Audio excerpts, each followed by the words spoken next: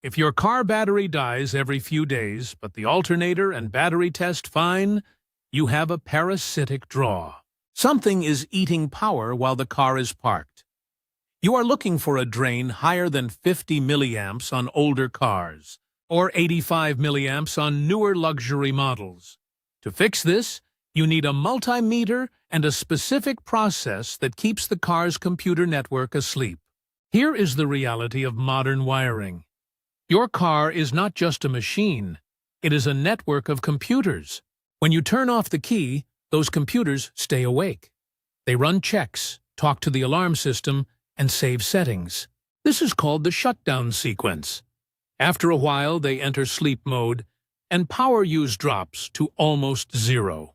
A parasitic draw happens when one module, maybe a radio, a seat controller, or a navigation unit, refuses to sleep. It stays awake and drains the battery all night long. To catch it, you must trick the car. You need the hood open to reach the fuses, but the car must think the hood is closed and locked. Use a screwdriver to manually push the latch mechanism on the hood lock until it clicks shut. This fools the security sensor. Important. Place a sticky note on your steering wheel right now that says, "Hood latch closed."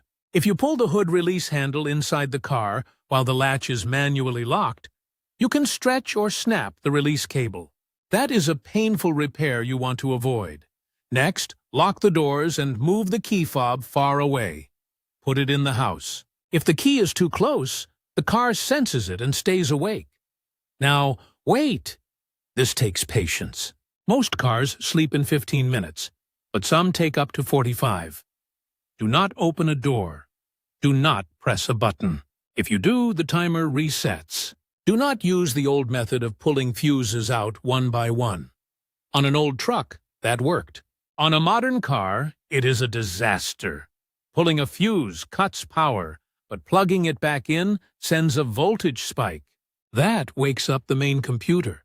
The whole network turns on, and you lose your evidence. You have to start the wait timer all over again. Instead, use the voltage drop test. Set your multimeter to millivolts DC, not volts, but millivolts. Look at the fuses. They have two tiny metal test points on top of the plastic case. Touch your probes to those points. Red on one, black on the other. You are measuring the resistance across the fuse itself. If a circuit is asleep, there is no flow, and the meter reads 0. If a module is awake, current is flowing, and that creates a tiny voltage drop. You might see 0.2 millivolts or 1.5 millivolts. When you see a number other than 0, you have found the active circuit. Note the number and the fuse rating. You can look up a fuse voltage drop chart online to convert that millivolt reading into exact amps. But usually, just finding the fuse with activity is enough to identify the bad circuit. Check your fuse diagram. If that fuse powers the amplifier and the radio, unplug the amplifier first. If the draw disappears, you found the bad part. This test saves you from guessing. If you ignore a draw, you will ruin every battery you buy. Lead-acid batteries die quickly if they are drained flat. Find the draw, replace the bad part, and keep your battery full.